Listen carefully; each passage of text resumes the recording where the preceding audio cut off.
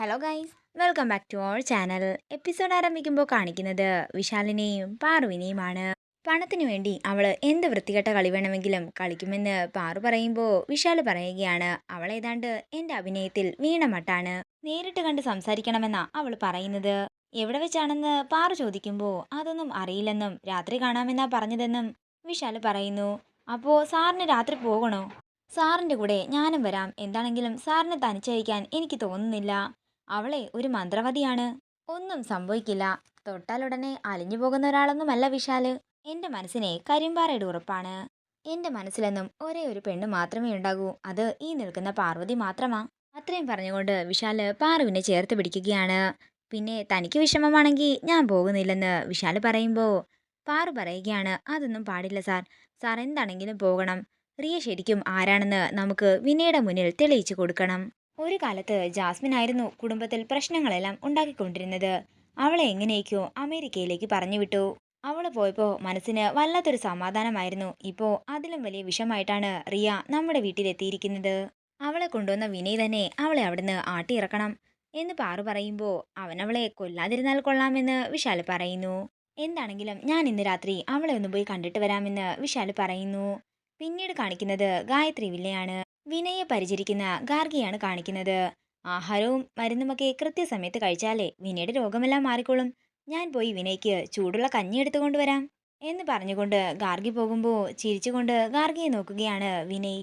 അതേസമയം എന്തു പറ്റിയെന്ന് ചോദിച്ചുകൊണ്ട് റിയ അങ്ങോട്ടേക്ക് വരികയാണ്.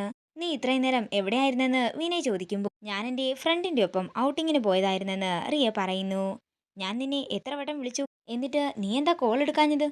അത് പിന്നെ വിനയ് ഫോൺ സൈലന്റ് ആയിരുന്നു. അല്ലെങ്കിലും നീയൊന്നും കാണുകയുമില്ല കേൾക്കുകയുമില്ല. ഞാനിവിടെ പനിച്ച് വിറച്ച് കിടക്കുകയായിരുന്നു. അയ്യോ, വിനയ്ക്ക് പനിയായിരുന്നോ? ഞാനത് ശ്രദ്ധിച്ചില്ല. ടെമ്പറേച്ചർ ഉണ്ടല്ലോ, നമുക്ക് ഹോസ്പിറ്റലിൽ പോകാമെന്ന് റിയ പറയുന്നു. ഇനി അതിന്റെ ആവശ്യമൊന്നുമില്ല. ഗാർഗി ഡോക്ടറെ വിളിച്ചു പറഞ്ഞ് എനിക്ക് മെഡിസിൻ എല്ലാം വാങ്ങിത്തന്നു. പനിയും തുമ്മലും തലവേദനയും ഒക്കെ കാരണം എഴുന്നേറ്റ് എനിക്കാകുന്നില്ലായിരുന്നു. ആ സമയത്താ ഞാൻ നിന്നെ വിളിച്ചത്. എന്നിട്ടോ ഒരു പ്രയോജനവും ഇല്ലായിരുന്നു. അതിനുശേഷം ഞാൻ അമ്മയെ വിളിച്ചു. അമ്മയ്ക്കും ഇങ്ങോട്ട് വരാൻ പറ്റാത്ത സിറ്റുവേഷൻ ആയിരുന്നു. എല്ലാം നീ കാരണമാണ്. അതിന് ഞാൻ എന്താ ചെയ്തതെന്ന് റിയ ചോദിക്കുമ്പോൾ വിനയ് പറയുകയാണ് നീ പറഞ്ഞിട്ടാണ് ഞങ്ങള് മദ്യത്തിന്റെ ബിസിനസ് തുടങ്ങിയത്. നമ്മുടെ കമ്പനിയിലെ മദ്യം കഴിച്ചിട്ടേ 3-4 പേര് മരിച്ചു. അതേ മദ്യം തന്നെ കുടിച്ചിട്ടാ ഇപ്പോ എന്റെ അവസ്ഥയും ഇങ്ങനെയായിരിക്കുന്നത്. ഇതൊക്കെ കേൾക്കുന്ന റിയ ഞെട്ടലോടെ നിൽക്കുകയാണ്. ഇതിനെന്താണെങ്കിലും ഞാനല്ല ഉത്തരവാദി. ഞാനിപ്പോ എന്താ ചെയ്യേണ്ടത്?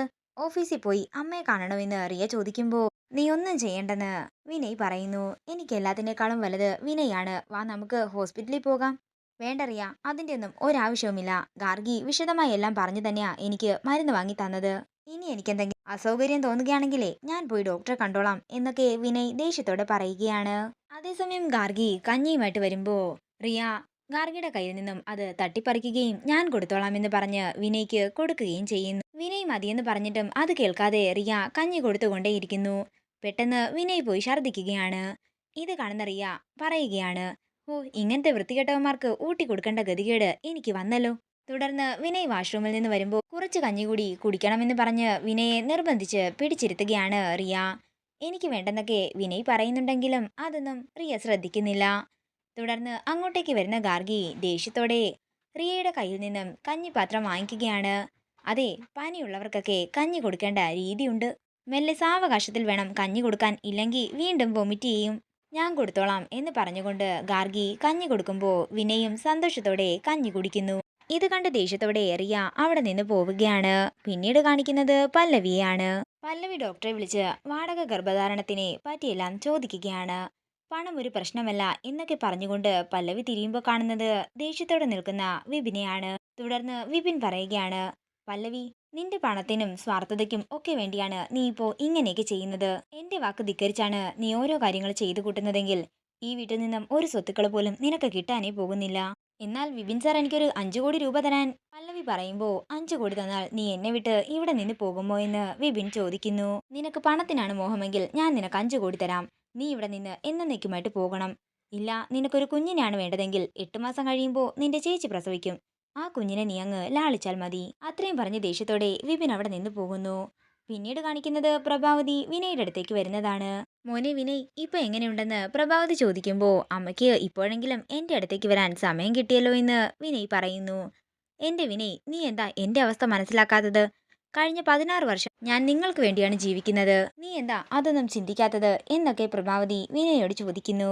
ഇതോടുകൂടി ഇന്നത്തെ എപ്പിസോഡ് ഇവിടെ തീരുകയാണ്. വീഡിയോ ഇഷ്ടമായെങ്കിൽ മറക്കാതെ ലൈക്ക് ചെയ്യുക, ഷെയർ ചെയ്യുക, കമന്റ് ചെയ്യുക.